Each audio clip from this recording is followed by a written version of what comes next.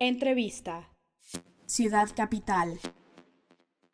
Gracias a todos los amigos que nos acompañan a través de Facebook Live y también que nos acompañan en CDMX Radio en Ciudad Capital. Aquí, pues como cada lunes, tenemos un espacio de entrevista. Esta semana decidimos poner la mira en alguien que nos pudiera explicar a detalle la perspectiva de lo que estamos viviendo en el tema de la inseguridad que se está conjugando con lo del nuevo sistema penal acusatorio, de su entrada en vigor, y también con estos fenómenos de un incremento en los delitos, pero una baja en las denuncias, lo cual le permite a la autoridad mantener un discurso de que pues la incidencia delictiva va a la baja.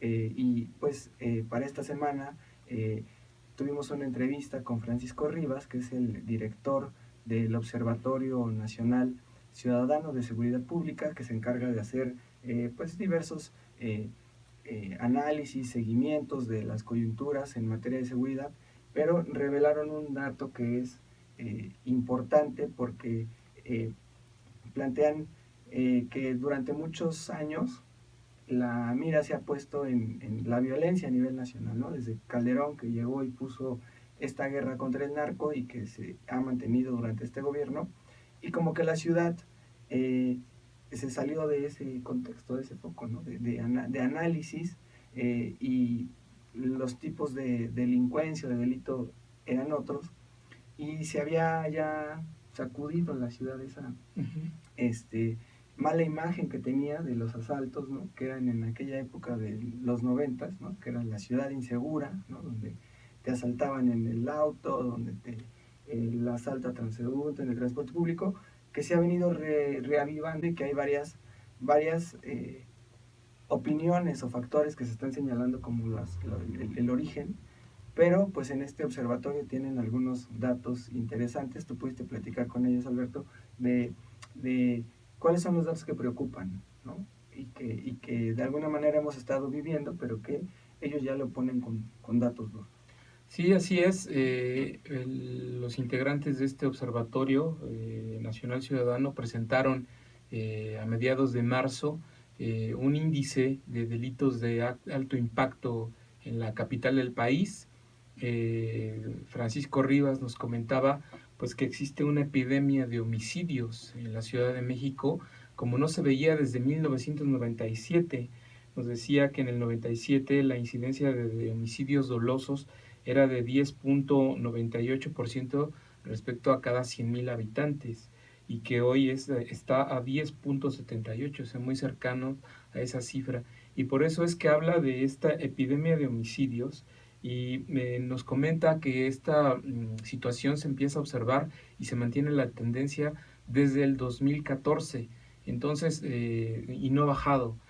Vayamos a la entrevista con Francisco Rivas, escuchemos esta entrevista, este panorama general que nos hace de la delincuencia, en donde además del homicidio doloso y el homicidio culposo, también nos hace esta medición de delitos como robo a negocio, robo a casa habitación, robo a transeúnte, secuestro. Vayamos a la entrevista con Francisco Rivas y regresamos al análisis de lo mismo.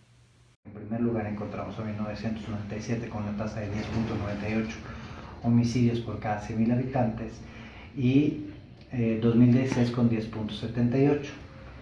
La Organización Mundial de la Salud lo que comenta es que un homicidio, una epidemia de homicidio, se considera cuando se supera la tasa de 10, o se llega a la tasa de 10 homicidios por cada 100,000 habitantes. Superarla pues quiere decir que estamos en esta epidemia. Y si bien, precisamente ayer estuve en una entrevista donde me preguntaban, bueno, pero estamos peor entonces que otras entidades, la entidad comparada con otras entidades pues no se encuentra entre las entidades punteras en materia de homicidio. Sin embargo, comparando a la Ciudad de México contra la Ciudad de México, sí está viviendo un muy mal momento. Y esto es algo que empieza a crecer desde 2014, no es algo que inicia nada más en el año pasado. De homicidio, robo con violencia, robo a casa habitación, robo a negocio y robo a transeúnte son delitos, pero sí, robo a transeúnte, que empiezan a crecer desde 2014 y que pues se mantienen así hasta 2017. Es que la Ciudad de México está inmersa en un contexto. Y ese contexto pues es un contexto nacional. El homicidio está a la alza en el país. Era de esperarse que también se viera una repercusión en los gobiernos y en las condiciones locales, no solo, insisto, de la Ciudad de México, sino de muchas entidades. ¿Qué encontramos? ¿En qué coinciden las alzas en materias de delitos de lo nacional a las alzas de la Ciudad de México? Que hay una descomposición, que hay una lucha por territorios de bandas, que de alguna manera los delincuentes han encontrado este momento de quiebre para empezar a luchar unos contra otros y tratar de hacerse dueños de un territorio. Y eso genera violencia. Otro aspecto que también tiene que ver con cuestiones nacionales es que al país han ingresado y siguen ingresando ilegalmente un número importante de armas. Y estas armas se comercian ilegalmente en la Ciudad de México con mucha facilidad. Y no ha habido ni un combate sólido desde la Federación, ni un combate sólido desde la Federación y desde las autoridades locales a este comercio en lo local.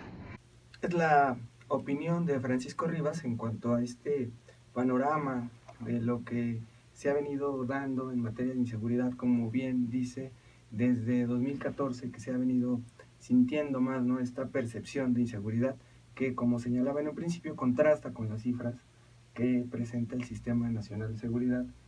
Aunque toman parte de las cifras de ellos. Sí, ellos toman esos datos, pero contrasta mucho, ¿no?, que siempre hay como un dato a la baja, ¿no? En eso, yo recuerdo que de 2014 para acá, las cifras que ha ofrecido el secretario de Seguridad Pública siempre son, o el procurador, que van a comparecer hoy en la Asamblea Legislativa, siempre es que traen una reducción. Traen una reducción sobre todo en delitos de alto impacto, y contrasta con esto, ¿no? Esta cifra, quizá haciendo ese comparativo, dice, oye, pero a ver, vámonos al 97, quizá habría que valorar esos contextos.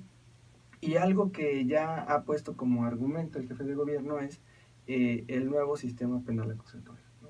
Los efectos que todos sabíamos que se iban a empezar a vivir, que tiene varios matices, porque también yo lo que he podido leer en mucha gente que sube su información a redes sociales, es muy constante que suban que los asaltaron, pero también me ha llamado mucho la atención que es muy constante que digan que se están enfrentando con el nuevo sistema penal acusatorio como una parte inhibitoria por parte de la autoridad para no llegar a la denuncia, ¿no? O también lo que implica en estos nuevos juicios de carearte con el delincuente, o de que el delincuente, pues una vez que lo presentan, pueda seguir su proceso en libertad. Y son como que temas que obviamente en el 97 no existían, y obviamente la falta de capacitación de los cuerpos policíacos para entender este nuevo sistema penal acusatorio. La reflexión que nos hace Francisco Rivas es muy interesante. Por una parte nos comenta que no, ese es un asunto coyuntural, no es un evento derivado, por ejemplo, de la captura de un delincuente importante o de la desarticulación de una banda. Por el contrario, o sea, dice que la delincuencia organizada está disputando territorios en la capital del país, pues lo cual suena bastante lógico. Dice, vivimos un muy mal momento, y también hace hincapié, por ejemplo, en la percepción de la inseguridad en la ciudad por zonas, tomados, por ejemplo, de las cifras de INEGI. Él nos comenta que, por ejemplo, en el poniente de la ciudad, las delegaciones Azcapotzalco, Álvaro Obregón, Coajimalpa, Miguel Hidalgo, la percepción de inseguridad entre marzo y diciembre de 2016 creció de 77 a 86%. En las delegaciones del norte de la ciudad, esa percepción de inseguridad creció en el mismo periodo. Estamos hablando de Gustavo Madero, Venustiano Carranza y Iztacalco, del 87.4 al 88%. Y bueno, ya no se diga, por ejemplo, Iztapalapa, Xochimilco, Tláhuac, en donde esa percepción de inseguridad creció del 86 al 95%. Ahí se dispara la percepción de inseguridad, ¿no? En otras delegaciones como Benito Juárez, Coyoacán y la Magdalena Contreras, en ese mismo periodo entre marzo y diciembre del año pasado, crece de 79 a 84.8%. Entonces la percepción de inseguridad es generalizada en la capital del país y obedece mucho a datos también del crecimiento de la inseguridad. Nos dice que en el tema de robo a negocio, robo a casa habitación y robo a transeúnte, de 2015 a 2016 aumentaron en 7, 13 y 9% respectivamente, ¿no? En materia de robo a negocio, la Ciudad de México ocupa el tercer lugar en el ranking nacional en tasas por cada 100,000 habitantes, solo después de Tabasco y Baja California. Las delegaciones ocupan, 4 delegaciones ocupan los primeros lugares en tasas por cada 100,000 habitantes de los 10 delitos de alto impacto. Así, por ejemplo, tenemos a Cuauhtémoc, primer lugar en extorsión, en robo con violencia, en robo transeúnte, en robo a negocio, violaciones. Benito Juárez es el primer lugar en robo a casa habitación y robo de vehículo. Venustiano Carranza es el primer lugar en homicidio doloso y culposo. Iztapalapa, primer lugar en secuestro del fuero común, ¿no? Y ya nos comenta algo también que pues resulta muy evidente a ojos de todos los ciudadanos. La delegación Cuauhtémoc dice es de atención urgente. No solo ocupa los primeros 5 lugares respecto a las otras delegaciones en los 5 delitos de alto impacto ya enumerados, ¿no? Sino que es segundo lugar en homicidio doloso, en homicidio culposo y en robo a casa habitación. Quinto en secuestro del fuero común y en robo de vehículo. Así las cosas en esta situación de la delincuencia en la capital del país vista por esta asociación civil. Y durante la entrevista le preguntamos a Francisco Rivas qué opinaba pues de este comentario que hizo el jefe de gobierno, en el sentido de que el sistema penal acusatorio es el que pues ha generado una liberación de muchos delincuentes, de 11,000 reos no sentenciados, que son los que andan en la calle, pues el jefe de gobierno no lo dice así, pero pues se infiere que están otra vez delinquiendo. Francisco Rivas nos dice, bueno, pues si esos 11,000 están otra vez delinquiendo, pues qué bueno, porque entonces se sabe quiénes son, se tiene su media afiliación, se saben en dónde viven, o sea, se puede tener un seguimiento de ellos y entonces inhibir el delito.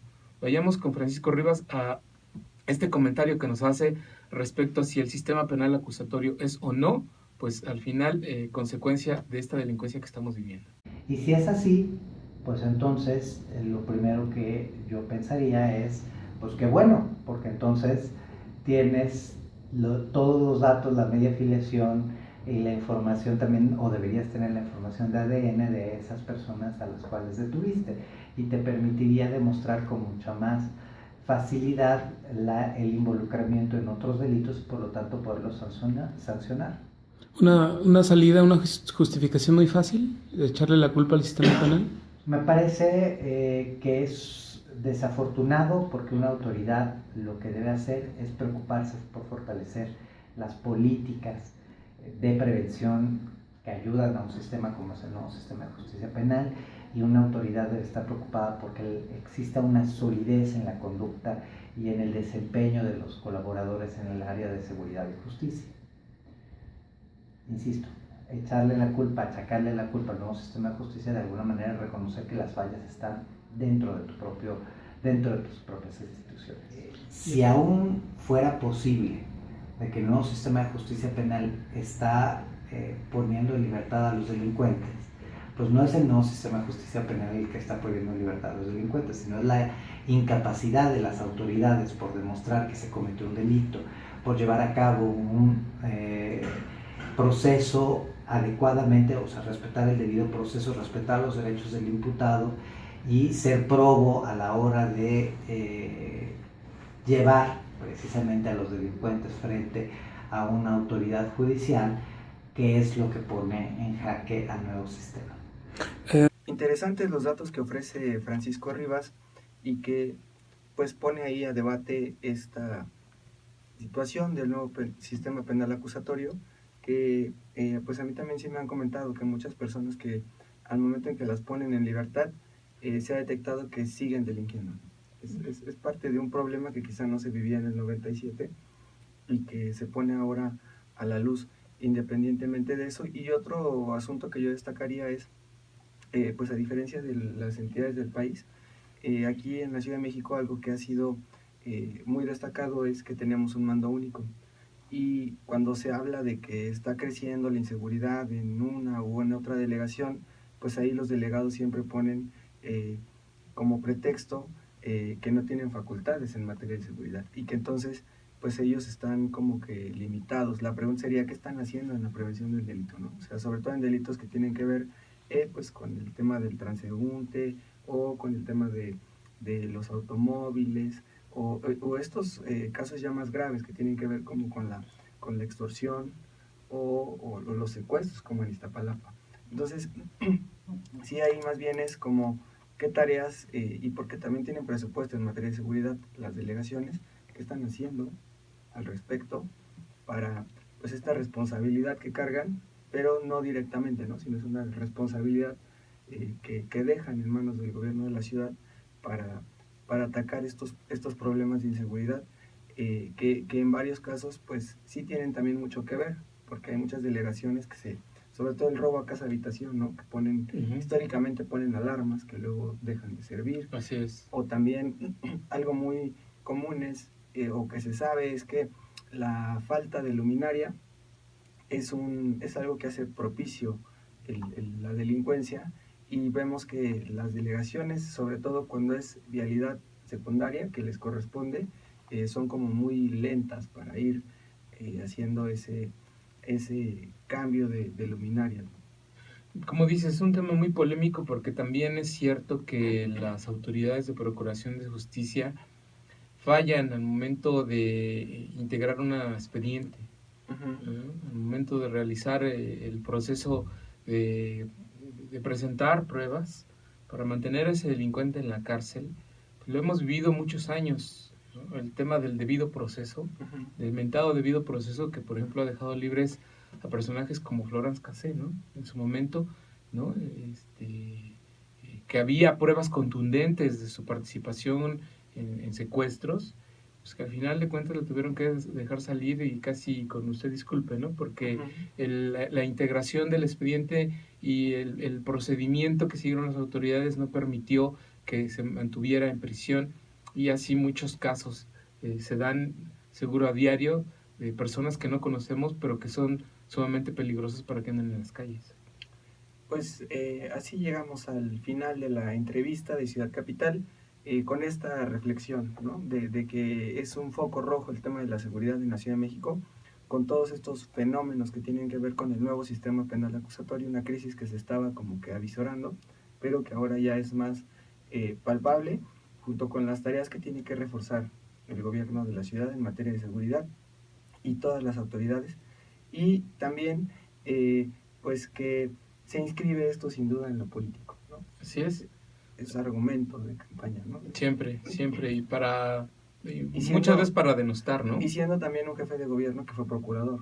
Sobre todo. Como ese peso que se carga, ¿no? De decir, bueno, cuando tú fuiste procurador, pues la incidencia delictiva estaba 12% abajo, ¿no? Y ahora hay un repunte. Y bueno, pues ahí están las explicaciones. Y lo que queríamos era poner esta discusión, pero también bajo la luz de un experto que está ahí revisando ya los números, ¿no? Como más. Así es. Pues esta fue la entrevista en Ciudad Capital.